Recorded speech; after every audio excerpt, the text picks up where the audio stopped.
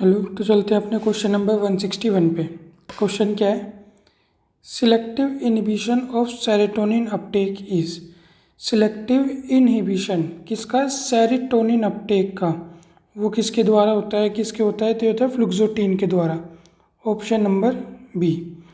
Next question क्या है? Rifampicin act by. जो रिफेम्पिसिन है, मेडिसिन है, ये किसके द्वारा एक्ट की जाती है, मतलब कैसे एक्ट करती है? तो ये क्या करती है? Inhibition of DNA dependent RNA polymerase. जो डीएनए डिपेंडेंट आरएनए पॉलीमरेज है उसे क्या कर देती है? इनहिबिट कर देती है। तो इसका आंसर हो जाएगा option number C. Next question पे चलते हैं। नेक्स्ट क्वेश्चन क्या है? Myopia is characterized by one. Myopia किसके द्वारा करेक्टराइज किया जाता है? तो हमें पता है जो मायोपिया पर्सन है वो क्या करता है? नियर का ऑब्जेक्ट तो देख सकता है लेकिन फार का ऑब्जेक्ट क्लियर नहीं देख सकता। इसी तरह जो हाइपरमेट्रोपिया है वो नियर का ऑब्जेक्ट नहीं देख सकता लेकिन फार का ऑब्जेक्ट क्लियर देख सकता है। तो इसके बेस पे अगर मैं मायोपिया देखूँ तो क्या है? Person can see near object perfectly. पहली बात तो ठीक है। Person find difficulty in seeing the near object, ये वाली गलत है। Person can see the far object perfectly. Far object तो हाइपरमेट्रोपिया का कंडीशन होती है, ये भी नहीं है।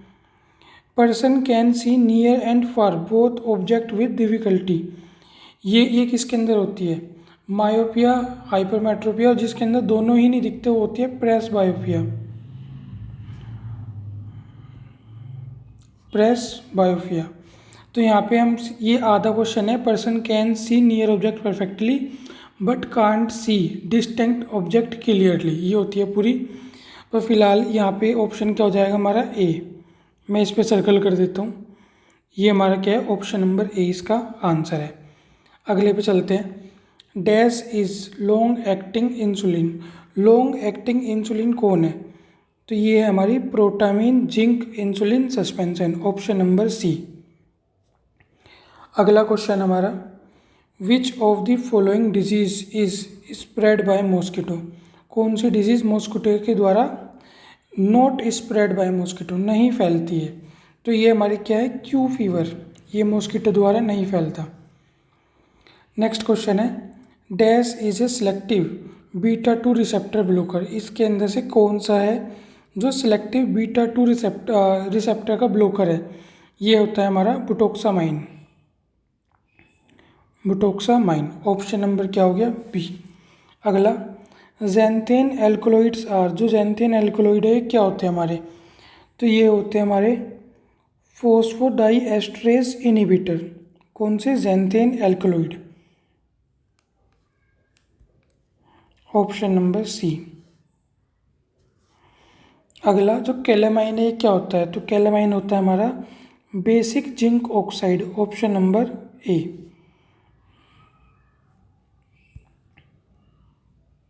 Option number A. अगला चलते हैं, the crude drug with the Latin name Withania somnifera. जो विथेनिया सोमनीफेरा है किसका नाम है? एक तरह से अश्वगंधा का, ऑप्शन नंबर क्या हो जाएगा?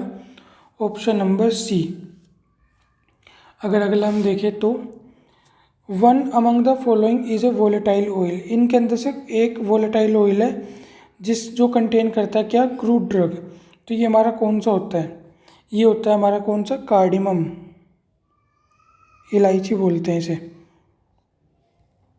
एक crude drug used as cardiotonic. एक क्रूड ड्रग जिसे हम कैसे यूज़ करते हैं? कार्डियोटोनिक यूज़ करते हैं। ये हमारा क्या होता है? ऑप्शन नंबर ए, धतूरा। इसे कैसे यूज़ कर लिया जाता है? कार्डियोटोनिक। ऐसे ही हमने पढ़ा था डिजिटाइलिस भी हम हार्ट से रिलेटेड ही यूज़ करते हैं।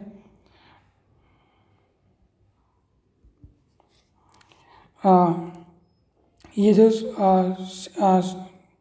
सिंचोना है, ये सिंचोना बार्क होती है, ये मलेरिया वगैरह में यूज़ करते हैं। हाँ चलो ठीक है, ऐसे आते रहेंगे तो करते रहेंगे। सिनेमन होता है वो एंटी बीपी होता है, मतलब बीपी के लिए यूज़ किया जाता है। Which of the following is used in treatment of myasthenia gravis. Myasthenia gravis के ट्रीटमेंट में किसे यूज़ किया जाता है? तो इसमें हम करते हैं नियोस्टिगमिन, ऑप्शन नंबर बी। अगला क्वेश्चन है, dash is a selective arterial vasodilator.